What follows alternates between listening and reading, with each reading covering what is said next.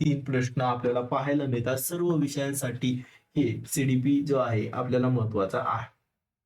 Gene पियाजे आपण कधी त्यांना विसरू शकत नाही. कारण त्यांचं जे होते ते विद्यार्थ्यांना जे होते नन्हा वैज्ञानिक का संपूर्ण मानसिक विकार म्हणजे लिटिल सायंटिस्ट का आता म्हणजे जे बारीक मुलं आहेत त्यांना ते काय म्हणत होते, ते लहान शास्त्रज्ञ आहेत, लिटिल सायंटिस्ट आहेत, असा त्यांचा विचार मुलांबद्दल होता. तसेच मुले स्वतःची समज स्वतः बनवतात.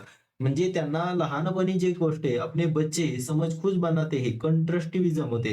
कंस्ट्रक्टिव्हिजम मतलब जो बच्चे अपनी समझ खुद बनाते हैं म्हणजे स्वतःचा जे विचार आहे ते स्वतः बनवत होते. मग त्याचे प्रकार असतील तसे त्यांच्या 4 चरणों की जो है गहरा में हम सीखेंगे संविधि खोज जो है अमूर्तक ते तर्क लेखते सब कुछ 4 ही चरण स्टेजेस जो है हम एक्सप्लेन से अभी इस टॉपिक में पढ़ने वाले हैं। अभी पहले जीन पियाजे के संज्ञानात्मक सिद्धांत जो है पियाजे कॉग्निटिव थ्योरी है वो पहले पढ़ेंगे। उसके बाद उसके एलिमेंट इक्विलिब्रेशन संतुलन जो है उसके बाद विकास के प्रमुख 4 चरण जो है संवेदिकात्मक अवस्था, पूर्व संक्रियात्मक अवस्था, मूर्त संक्रियात्मक अवस्था और अमूर्त संक्रियात्मक अवस्था, ये सब पढ़ने वाले हैं। अभी तो हम थेरीज ऑफ डेव्हलपमेंट जीन पियाजे कॉग्निटिव्ह डेव्हलपमेंट संज्ञानात्मक विकास. आता संज्ञानात्मक विकास पाहण्याआधी आपण पहिलं एक गोष्ट लक्ष होती फिजिओलॉजी. आता फिजिओलॉजी रॅडिकल कन्स्ट्रक्टिव्हिस्ट रचनावादी म्हणजे जे जीन पियाजे होते ते कसे होते रॅडिकल कन्स्ट्रक्टिव्हिस्ट म्हणजे रचनावादी होते. Believe the children a little scientist नन्हे वैज्ञानिक ऍक्टिव्ह कन्स्ट्रक्टिव्ह नॉलेज म्हणजे जे लहान मुले होते त्यांना नन्हे वैज्ञानिक म्हणजे लिटिल सायंटिस्ट हे त्यांनी म्हटलं होतं, की ते स्वतः ऍक्टिव्ह करतात, स्वतः नॉलेज गेन करतात. तसेच ही जी डेव्हलपमेंट होती सगळी कॉग्निटिव्ह डेव्हलपमेंट आहे. कशी आहे? Cognitive development. आता कॉग्निटिव्ह डेव्हलपमेंटला आपण म्हणतो संज्ञानात्मक. कशी आहे? संज्ञानात्मक डेव्हलपमेंट आहे.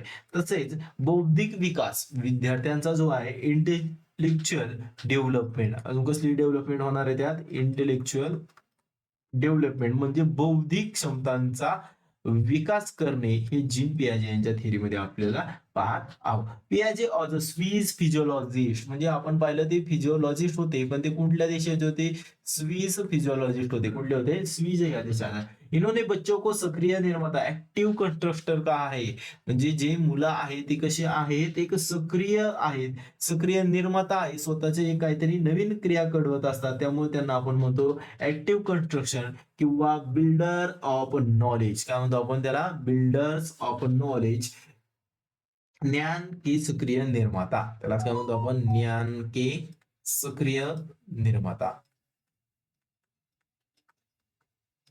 म्हणजे सक्रियपणे ते काय करू शकतात? ज्ञानाची निर्मिती आपल्याला पाहायला मिळते. तसेच लिटिल सायंटिस्ट द स्कीमा. आता स्कीमा म्हणजे काय? तर mental structure of building blocks of knowledge. ज्ञान के पॅकेट मानसिक संरचना आहे. आता जी मानसिक संरचना आहे त्याबद्दल काय असणार आहे? मेंटल स्ट्रक्चर म्हणजे काय असतं? तुमचं प्रिव्हाइस नॉलेज असतं. काय असतं? प्रिव्हियस नॉलेज त्या ठिकाणी असतं म्हणजे एक्झिस्टिंग याच्या आधी काय तुमच्या माइंडला इंट्रॅक्शन आहेत एखाद्या व्यक्तीबद्दल असतील, अभ्यासाबद्दल असतील, कोणत्याही पॉईंट असतील त्याच्यात तुमच्या प्रिव्हाइस नॉलेज आणि एक्झिस्टिंग जो डाटा आहे त्याच्यावरती ती स्कीमा बनलेली असते. बच्चे ऍक्टिव्हिटी के द्वारा संज्ञान का निर्माण करते हैं और निर्माण जारी रहते हैं म्हणजे जे काय आहे मुलं कॉग्निटिव्ह डेव्हलपमेंट हे काय कंटिन्युअसली करत असतात. त्या स्कीमामध्ये जे गोष्ट पाहायची झाली तर प्याजे हे आपण पाहिलं की रॅडिकल कंस्ट्रक्टिविस्ट म्हणजे प्याजे रचनावादी है. प्याजे के सिद्धांत हमें बताता है बच्चा एक मानसिक और संज्ञानात्मक संरचना के साथ पैदा होता है म्हणजे त्याची इंटेलेक्चुअल आणि कॉग्निटिव्ह डेव्हलपमेंट सोबत तो काय असं जन्म घेत असतो जो 14 और 15 साल की उम्र तक अधिकतम विकास प्राप्त करता है म्हणजे 14 ते 15 वर्षापर्यंत विद्यार्थी का तो जास्तीत जास्त त्याची क्षमता आहे त्या क्षमता मिळवायचं काम करत असतो. त्यानंतर पियाजे जो संज्ञानात्मक और बौद्धिक विकास हे 4 स्टेजेस में बांटा है. अभी हमने देखा है की त्याच्या ज्या काय आहेत त्या 4 स्टेज मध्ये आपल्याला त्या गोष्टी आहेत. त्यानंतर कलेक्टिव्ह मोनोलॉजीस म्हणजे सामूहिक एकालाप दिया गया आहे म्हणजे 3 ते 5 वर्षासाठी काय आपण पाहतो की सामूहिक एकालाप मध्ये त्यांची वाढ होत असते. पियाजे के अनुसार विकास ही असतत प्रक्रिया आहे म्हणजे ही कशी आहे? डिसकंटिन्युअस. कशी आहे? डिसकंटिन्युअस. आपण जर पाहिलं होतं सर्वात प्रथम लेक्चर मध्ये की डेव्हलपमेंट इज अ कंटिन्युअस पण पियाजेच्या अनुसार काय म्हणते ते डिसकंटिन्युटी. कशी आहे? डिसकंटिन्युअस ही प्रोसेस आपल्याला पाहायला मिळत असते. मग आता जो स्कीमा आहे त्या स्कीमाबद्दल जे अडॅप्टेशन आहे, कोणकोणत्या गोष्टीत बदल होत असतो आपण ते पाहणार आहोत. मग आता ज्या वेळेस जे स्कीमा म्हणजे काय, एखाद्या गोष्टीचं प्रिव्हियस नॉलेज किंवा एक्झिस्टिंग डाटा जो आपल्याकडे अवेलेबल है, हमारे दिमाग में जो जानकारी है उसके पॉकेट्स होते हैं, उसे स्कीमा कहते हैं. जब हम स्कीमा में कुछ नया जोड़ते हैं तो उसे एसिमुलेशन, आत्मसात करना. म्हणजे जर नवीन ज्ञानात काहीतरी भर पाडली म्हणजे फिटिंग न्यू इन्फॉर्मेशन एग्जिस्टिंग किंवा पुराने ज्ञान में नया ज्ञान जोड़ना, उसे क्या कहते हैं हम, एसिमुलेशन कहते हैं. आपल्या मेंदूत जे का छोटे-छोटे कप्पे असतात, त्याच्यात काय होतं, काहीतरी नवीन माहिती ॲड केली जातो. त्याला असिमिलेशन किंवा आत्मसात करणे असं म्हणत असतो. और हम हमारी जानकारी को ठीक करते हैं और बदलते हैं, तो एक्कोमोडेशन, समायोजन कहते हैं. जब भी हम कुछ भी मॉडिफिकेशन करते हैं, कुछ भी नया ज्ञान को जानकारी से ठीक करते हैं, उसे क्या कहते हैं? एक्कोमोडेशन, समायोजन हमें उसे कहते हैं. आपण जेव्हा काय करतो, एखादी माहिती दुरुस्त करतो आणि ती बदलतो. एखादी माहिती आपल्याला प्रिव्हियस नॉलेजमुळे माहीत असते, पण त्याच्यात झालेला बदल आपण ते घेतो आणि त्यात बदल करतो. त्याला काय म्हणायचं? अकोमोडेशन म्हणजे समायोजन असं म्हणत असतात. त्यानंतर पुढचा आहे की इक्विलिब्रियम. इक्विलिब्रियम म्हणजे काय? संतुलन. आता संतुलन बघा, the balance between assimilation and accommodation. म्हणजे अनुकूलन आणि जे आहे त्यातला काय करायचं आहे आपल्याला, आत्मसात आणि समायोजनचा बॅलन्स करणे. आता इक्विलिब्रियम कशात होत असतं? तर इक्विलिब्रियम पहिले जो असतो अडॅप्टेशन मध्ये असतं. कशात असतं? अडॅप्टेशन म्हणजे अनुकूलन. त्याला काय म्हणतो आपण? अनुकूलन. आणि दुसरं असतं ऑर्गनायझेशन. दुसरं काय असणार आहे? ऑर्गनायझेशन म्हणजे संघटन. मग इक्विलिब्रियम जे आहे ते अडॅप्टेशन आणि ऑर्गनायझेशन वर्क करत असतं. त्याचसोबत त्याच्यावरती जे अडॅप्टेशन म्हणजे काय, असिमिलेशन म्हणजे आत्मसात करणे. आताच पाहिलं काय करतं, एखादी गोष्ट आत्मसात करणे. अकोमोडेशन म्हणजे समायोजन करणे. त्याच्यात काय करणे, एखाद्या गोष्टीत प्रिव्हियस नॉलेज मध्ये बदल करून ती आपल्यात ऍड केली जाते. ही प्रोसेस ऑफ इक्विलिब्रियम आपल्याला पाहायला मिळत असते. त्यानंतर आहे स्टेजेस ऑफ एस-पी-सी-एफ. आता एस-पी-सी-एफ म्हणजे काय? कोणकोणत्या स्टेजेस आपल्याला पाहायचे? जसं की प्रोसेस ऑफ आपण याआधी पाहिले की अडॅप्टेशनची प्रोसेस काय असते. मग आता असिमिलेशन म्हणजे ही जी टर्म आहे ती आपल्याला एकदम डीप मध्ये समजून घेणं गरजेचं आहे. आता असिमिलेशन म्हणजे काय? ते आपण एकदम डीप मध्ये पाहून घ्या. आता असिमिलेशन म्हणजे काय? इन्फॉर्मेशन जी असते, काय असते? इन्फॉर्मेशन जी आहे तो एक्झिस्टिंग किंमामध्ये ऍड करणे. इन्फॉर्मेशन को एक्झिस्टिंग स्कीमा में ऍड करणे. म्हणजे एखादी गोष्ट आपल्याला आधीपासून माहिती आहे, त्यात इन्फॉर्मेशन अजून ऍड करायचं, त्याला असिमिलेशन म्हणायचं. अकोमोडेशन म्हणजे काय? म्हणजे हे भरपूर वेळा आपल्या पेपरला विचारलं गेलं. अकोमोडेशन म्हणजे काय? इन्फॉर्मेशनला काय करायचं? मॅनिप्युलेट करायचं. काय करायचं? मॅनिप्युलेट करायचं असतं, किंवा मॅनिप्युलेटच्या ऐवजी काय करू शकतो? ऍडजस्ट करायचं किंवा मॉडिफाय करायचं. म्हणजे काय करायचं? जी इन्फॉर्मेशन आपल्याकडे मॅनिप्युलेट करायची, चेंज करायची किंवा मॉडिफाय करायची, त्याला अकोमोडेशन. आणि असिमिलेशन म्हणजे एक्झिस्टिंग किंमामध्ये ऍड करणे, हे जे प्रोसेस आहे. मग आता जी अडॅप्टेशन आहे त्याची अडॅप्टेशनची प्रोसेस काय काय असू शकते? आता अडॅप्टेशनची प्रोसेस करताना आपण पाहू शकतो की सर्व गोष्टी आपल्याला लक्षात घेणं गरजेचं आहे. आता ज्यावेळेस आपण कोणत्याही गोष्टीचा विचार करतो, अनुकूलनमध्ये काय करतो? असिमिलेशन. आता अडॅप्टेशन करताना सर्वात प्रोसेस महत्वाची असते की असिमिलेशन जे असतं. आता असिमिलेशन ज्या वेळेस आपण ती गोष्ट करत असतो,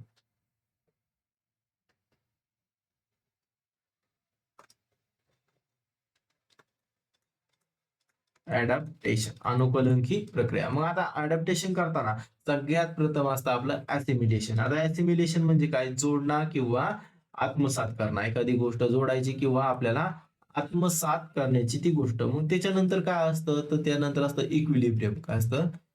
इक्विलिब्रियम म्हणजे संतुलन करणं. त्या गोष्टीचं काय करायचंय? संतुलन करणं. आता संतुलन केल्यानंतर ते गोष्टीची पुढची स्टेज असते न्यू सिच्युएशन. काय असती? न्यू सिच्युएशन म्हणजे नवीन अनुभव किंवा नवीन स्थिती त्या ठिकाणी आपल्याला पाहायला मिळते. आता इक्विलिब्रियम झालं, असिमिलेशन झालं, आत्मसात केलं, न्यू सिच्युएशन आली. मग त्यानंतर डिसइक्विलिब्रियम होतं, म्हणजे संतुलन किंवा असंतुलन. आता डिसइक्विलिब्रियम म्हणजे काय? असंतुलन होत असतं. आणि त्यानंतर जी गोष्ट होती अकोमोडेशन, ती म्हणजे काय होतं? त्या सर्व गोष्टींचं काय होत असतं? समायोजन ही अडॅप्टेशनची योग्य योग्य पद्धत आहे. म्हणजे जे असिमिलेशन पर्यंत पुढं कनेक्ट असतं अकोमोडेशन आणि असिमिलेशन, आत्मसात करतो, संतुलन, नंतर नवीन सिच्युएशन, असंतुलन, परत समायोजन होतं, परत ऍसिलेशन. म्हणजे ही जी प्रोसेस आहे ती कशाची आहे, अडॅप्टेशनची प्रोसेस आपल्याला पाहायला मिळत असते. त्यानंतर जे आहे आपण पुढचं पॉईंट पाहणार तर प्याजे के अनुसार विकास की 4 अवस्था आहे. म्हणजे प्याजेच्या म्हणण्यानुसार कोणती 4 अवस्था आपल्याला पाहायला मिळतात, तर आपण त्याला शॉर्टकट मध्ये पहिलं पाहणार आहोत, एस-पी-सी-एफ. आता एस-पी-सी-एफ म्हणजे काय हे सुद्धा गरजेचं आहे. आता एस-पी-सी-एफ म्हणजे पहिलं असतं की सेन्सरी मोटर स्किल. जे सेन्सरी मोटरची जी आहे त्याला म्हणतो आपण, काय म्हणतो, संवेदी गामक अवस्था. काय म्हणायचंय, संवेदी पेशी अवस्था किंवा संवेदी गामक अवस्था. ती 0 ते 2 वर्षापर्यंतची आपल्याला पाहायला मिळते. त्यानंतर दुसरी अवस्था आहे पूर्व संक्रियात्मक अवस्था. आता म्हणजे पूर्व संक्रियात्मक म्हणजे प्री ऑपरेशनल स्टेजेस, इंग्लिशमध्ये काय म्हणतात याला, प्री ऑपरेशनल स्टेजेस. त्यानंतर असते सी म्हणजे कॉन्क्रीट ऑपरेशनल स्टेज, म्हणजे मूर्त संक्रियात्मक अवस्था. आणि त्यानंतर जी महत्वाची असते ही फॉर्मल ऑपरेशनल स्टेज, म्हणजे औपचारिक किंवा अमूर्त संक्रियात्मक अवस्था. मग आता ह्या कोणकोणत्या गोष्टी, या अवस्थेत कोणकोणती गोष्ट त्या विद्यार्थ्यांपर्यंत किंवा त्याला कोणती गरजेची आहे ते आपण एकदम डिटेल्स मध्ये पाहणार आहोत. पहिली जी अवस्था आहे संवेदी गावक अवस्था, म्हणजे त्याला म्हणतो सेन्सरी मोटर. म्हणजे ह्या वेळेस आपल्याला काय करायचंय, दोन्ही पॉइंट मध्ये आपल्याला लक्षात. आता सेन्सरी म्हणजे संवेदी पेशी 0 ते 2 वर्षाचा काळ. पहिली हे संवेदी पेशी अवस्था, या बच्चा इंद्रियों से सीखता है. कशापासून शिकतो, सेन्सेस, इंद्रियों से सीखता है. इसमें वस्तु स्थायित्व ऑब्जेक्ट परमनन्स आ जाता है. म्हणजे त्या ठिकाणी वस्तू स्थायित्व, knowledge object exist even hidden, म्हणजे एखादी गोष्ट त्या ठिकाणी आहे ती परमनन्स म्हणून त्याच्या लक्षात राहते. सेन्सेस आर टीचर, म्हणजे त्याचं काय असणार आहे, पहिली जी संवेदी अवस्था आहे त्याचे मूल इंद्रियाद्वारे तो काय असतो, शिकत असतो. व स्थैर्य त्यामध्ये आपल्याला पाहायला मिळत असतं. आणि त्याचे जे हे असतं, इंद्रिय असतात आणि त्यापासूनच तो शिकत असतो. इम्युलेशन कॉपिंग ऍक्शन, म्हणजे एखादी गोष्ट आपण केली तीच गोष्ट काय करत असतो, कॉपी करत असतो आणि ती आपल्याला दाखवत असतो. त्यानंतर आहे दुसरी अवस्था म्हणजे पूर्व संक्रियात्मक अवस्था, त्याला आपण इंग्लिशमध्ये म्हणतो प्री ऑपरेशनल. तर ती असते 2 ते 7 वर्षासाठी असते. प्रतीकात्मक सोच, बच्चों और शब्दों और चित्रों का उपयोग वस्तु और प्रतिनिधित्व करने के लिए करते हैं. म्हणजे बच्चे काय करते हैं, शब्दों और चित्रों का उपयोग प्रतिनिधित्व करने के लिए. और भावना इगोसेंट्रिक कशा असतात, ते इगोसेंट्रिझम असतात. वे दूसरे के दृष्टिकोन को समझने में कठिनाई महसूस करते. म्हणजे दुसऱ्याच्या दृष्टिकोन आपल्याबद्दल काय त्याला खूप कठीण जात असतं. जीववाद ॲनिमिझम, निर्जीव वस्तू को सजीव समजना, जैसे गुड़िया को भूक लागणं आहे. म्हणजे जे एखादी निर्जीव गोष्टी, त्या निर्जीव गोष्टीला सजीव म्हणून ते काय करत असतात, आपल्याला पाहायला मिळतात. दूसरी जो अवस्था जो हमने अभी देखी है कि प्री ऑपरेशनल पूर्व संक्रियात्मक, जो एज होती है 2 से 7 ईयर. यहाँ बच्चे में लॉजिक की कमी होती है. किसकी कमी होती है, लॉजिक की कमी. निर्जीव चीजों में भी जिंदा है, एनिमिझम काय म्हणतो उसको, जीववाद कहते.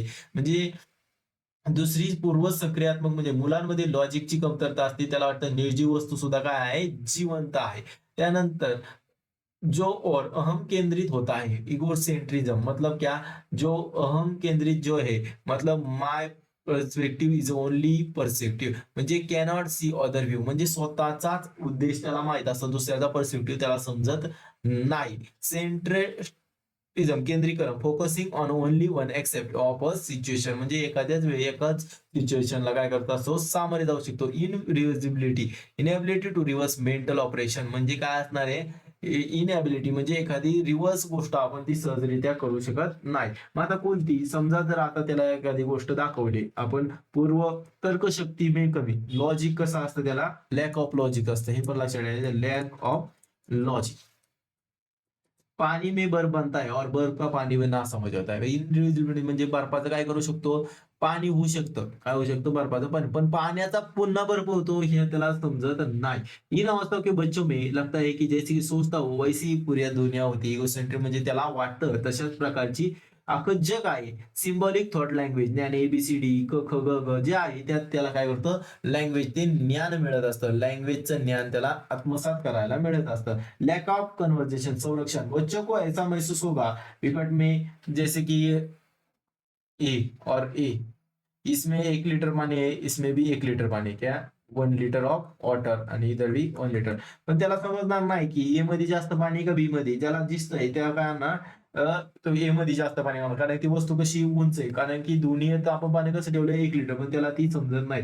आणि तो सेंट्रलायझेशन म्हणजे केंद्रीकरण, फोकसिंग ऑनली ऍस्पेक्ट सिच्युएशन. त्याच एकाच सिच्युएशन मध्ये आपण फोकस करू शकतो. त्यानंतर पुढची आहे कॉन्क्रीट ऑपरेशनल, मूर्त संक्रियात्मक. 7 ते 11च्या वर्षासाठी logic begins of concrete tangible objects, मूर्त चीजों की प्रति तर्क लगाना. म्हणजे कॉन्क्रीट ऑपरेशन म्हणजे काय, मूर्त संक्रियात्मक तीसरी ये अवस्था है. या लॉजिक से शुरू हो जाता है, बच्चों को CCS आ जाता है, मतलब कॉन्वर्सेशन क्लासिफिकेशन सिरिएशन. म्हणजे संरक्षण, वर्गीकरण आणि क्रम.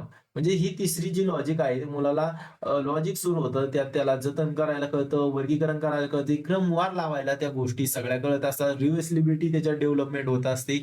म्हणजे ह्या सर्व गोष्टी त्याला समजायला सुरुवात होत असते. त्याचबरोबर मूर्त तार्किक सोच म्हणजे लॉजिकल थिंकिंग, बच्चों को ठोस कॉन्क्रीट घटनाओं के बारे में तार्किक रूप में सोचने लगते. संरक्षण म्हणजे कंजर्वेशन, समझना, आकार में बदलना पर मात्रा नहीं बदलती. जैसे की पानी का गिलास में डालना है. म्हणजे काही गोष्टी असतात त्याच्या समजून येत नाही. वर्गीकरण म्हणजे चीजों का आकार, रंग, आधार पर अलग अलग जो क्लासिफिकेशन वो कर सकता है. म्हणजे वेगवेगळ्या पद्धतीवर त्याच्या ठिकाणावरून तो सहजरित्या ओळखू शकतो. त्या मूर्त कॉन्क्रीट चीजों में प्रति लॉजिक तर्कशक्ती को जानना है. वर्गीकरण करता है, कलर, शेप, साइज वेगवेगळ्या प्रकारचे करता है. वस्तुओं का संरक्षण, अचीव कंजर्वेशन करता है, रिवर्सिबिलिटी का ज्ञान हो जाता है. अभी हमने देखा है वस्तुओं को समझना, बढ़ते घटते क्रम, चढता उतरता क्रम असणार, एखादी मोठी गोष्ट छोटी गोष्ट. डिसेंट्रलायझेशन विविधीकरण होत आहे. हे एक महत्वाची. सेंट्रलायझेशन वरती असते काय असतं, डिसेंट्रलायझेशन. डिसेंट्रलायझेशन म्हणजे विकेंद्रीकरण असणार आहे. विकेंद्रीकरण म्हणजे आता विकेंद्रीकरण म्हणजे याची जी एक शॉर्टकट ट्रिक लक्षात ठेवायची, CCS. काय लक्षात ठेवायचं, CCS. कॉन्व्हर्सेशन क्लासिफिकेशन आणि सिरिएशन. म्हणजे संरक्षण, वर्गीकरण आणि क्रमबद्धता या वयात त्याला पाहायला मिळत असते. त्यानंतर पाहणार आहे फॉर्मल ऑपरेशनल, अमूर्त औपचारिक संक्रियात्मक. आता जी फॉर्मल ऑपरेशनल स्टेज आहे ती असते 11 वर्ष ते 15 वर्ष. किती वर्षापर्यंत असणार आहे, 11 वर्ष ते 15. ऍबस्ट्रॅक्ट थिंकिंग म्हणजे अमूर्त चिंतन त्या ठिकाणी आपल्याला पाहायला मिळतं. ते thinking about ideas, concept not physically present, पण तो विचार करू शकतो. त्यानंतर लॉजिक कन्सेप्ट को समजणार, म्हणजे एखादी लॉजिक असेल, एखादी कन्सेप्ट ती समजू शकतो इजिली, त्याला एखादी गोष्ट कळू शकते. आखिरी में जो आता है उसे कहते हैं अब बच्चा अमूर्त चीजों के बारे में सोच सकता है और निगमन तर्क, डिडक्टिव्ह रिझनिंग कर सकता है. और शेवटची जी पायरी आहे त्याला अमूर्त गोष्टीबद्दल विचार करू शकतो आणि निगमन तर्क करू शकतो. ह्या गोष्टी त्याला इझिली समजल्या जातात. आता निग्नात्मक चिंतन म्हणजे काय, डिडक्टिव्ह थिंकिंग म्हणजे हायपोथेटिक डिडक्टिव्ह, सायंटिफिक थिंकिंग जे असते, परिकल्पनात्मक निघणं म्हणजे एखादी परिकल्पना, एखाद्या गोष्टीची कल्पना जाऊन करणे, ही त्यावेळेस फॉर्मल ऑपरेशनल मध्ये त्याला समजत असते. म्हणजेच अमूर्त संक्रियात्मक म्हणजे ऍब्स्ट्रैक्ट थिंकिंग त्यावेळेस येते. अमूर्त उदाहरणं, आदर्शवादी स्थिती और भविष्य को संभावना के बारे में सोचना, म्हणजे त्यावेळेस त्याला विचार करू शकतो. त्यानंतर हायपोथेटिकल रिजनिंग म्हणजे अगर तो स्थितियों का मानसिक समाधान निकालना, नैतिक और सामाजिक मुद्दों पर विचार करना, म्हणजे आसपासच्या ज्या गोष्टी होतात त्या सामाजिक मुद्द्यांवरती तेव्हा इझिली काय करू शकतो, विचार करू शकतो. ह्या 4 स्टेजेस त्या जीन पियाजे यांच्या आहेत आणि त्याचे आपण हे 4 स्टेजेस तसेच असिमिलेशन, अकोमोडेशन ही सर्व प्रोसेस पाहिलेली आहे. हा आपल्याला प्रत्येक वर्षी 2 ते 3 मार्काला याच्यावरती प्रश्न पाहायला मिळतात. जर आता हे मुख्य टॉपिक असे सर्व आपल्या लेक्चरमध्ये पाहायला मिळतील. धन्यवाद.